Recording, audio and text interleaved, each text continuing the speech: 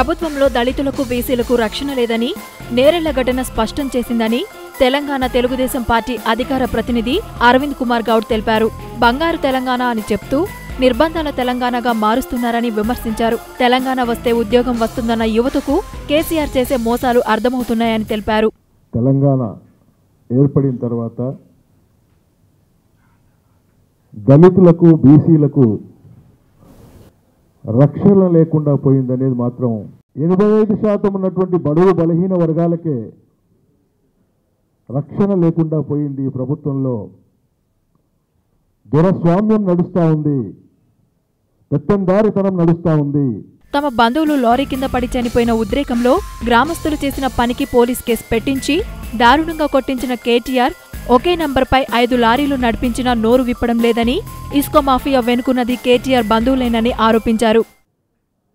ఆ ఇసుక కాంట్రాక్టర్లు ఎవరైతే ఉన్నారో వారు రామారావు గారి సమీప బంధువులు.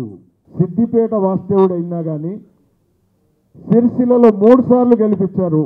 అదే దళితులు, బడుగు బలహీన వర్గాలు, బీసీలు, ఎస్సీలు కలిసి గెలిపించినటువంటి నియోజకవర్గం. రజకర్ల పాలనను మించిన దుర్మార్గ పాలన ఇప్పుడు తెలంగాణలో కొనసాగుతోందని, ప్రజలు త్వరలోనే టీఆర్ఎస్ కి గుణపాఠం చెబుతారని అన్నారు. మా తాతలు ముత్తాతలు చెప్పారు, దొరల పాలనలో, దొరల గడుల్లో మరి బడుగు బలహీన వర్గాలను ఏ విధంగా హీనంగా చిత్రహింసలు పెట్టేవారో స్వచ్ఛంగా చూస్తూ ఉంటే ఈ నయా దొరలు,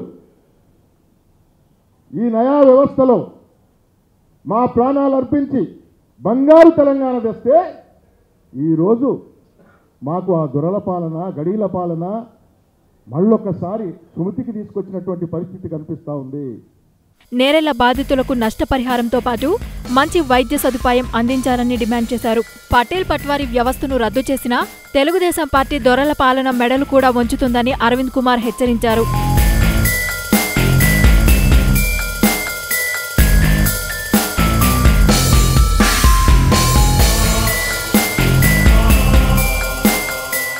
హాయ్ యూట్యూబర్స్, మరిన్ని మంచి వీడియోల కోసం సబ్స్క్రైబ్ చేయండి. దాంతోపాటే బెల్ ఐకాన్ పై క్లిక్ చేయండి.